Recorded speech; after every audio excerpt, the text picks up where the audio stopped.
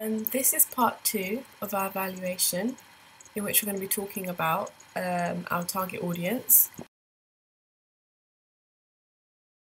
To set our target audience, we had to watch loads of examples of Film 4 films.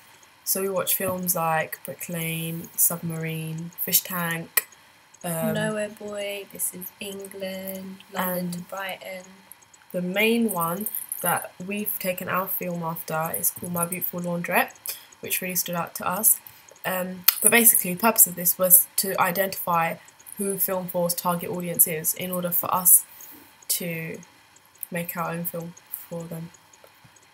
By watching these films, we discovered that our audience would be both genders, 18 and above. They'd be British and Asian due to what our theme was for the film.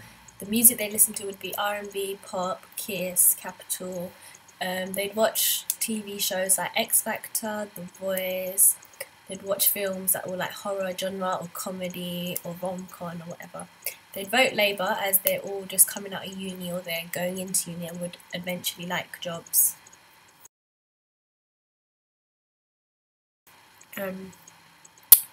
Our pre-production research, we carried out a vox pop.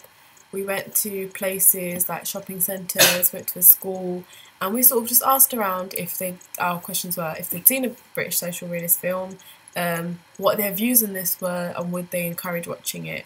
A lot of people said that they had. I think everyone had seen it. The most common films that they have seen were films like Four Lions, Kidulthood, Adulthood, and they all noticed that the themes were very dark and dark comedy. Yeah, and they knew that they weren't purely just for entertainment, there was a reason behind it. They also noticed that the stereotypes of the characters were clearly portrayed.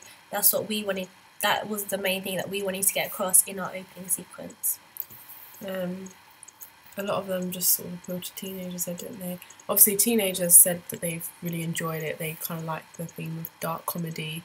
I don't think they really understood the whole message behind it, but for them it was entertaining. But on the other hand, adults were really shocked. They were surprised that their kids or the younger generation were being showed these films. They were saying things like that's something they wouldn't want their children to be shown to. Yeah, obviously of the vox pop there were some limitations there, wasn't there? Yeah. What were the limitations? It was because loads of people didn't want their face shown on camera, whereas they wanted to give us the feedback and they wanted to answer our questions, but they just didn't want them on the camera, so we had to respect their wishes. It's kind of a shame though, because we had some quite good results for them.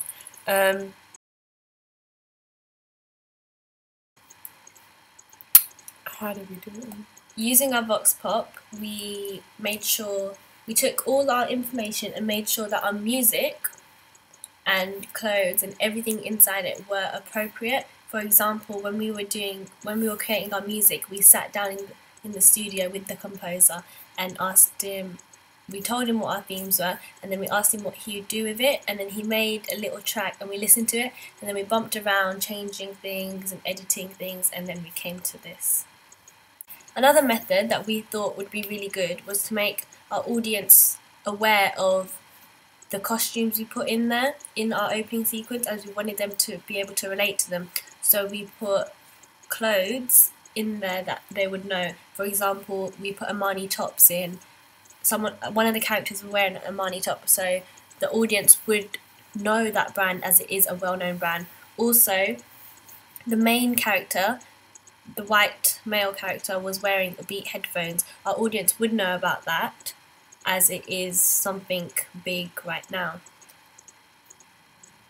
The theme that we chose, racism, it's quite relatable to teenagers in the sense that sort of to clash the cultures between gangs and friends and that in school or in the streets kind of thing.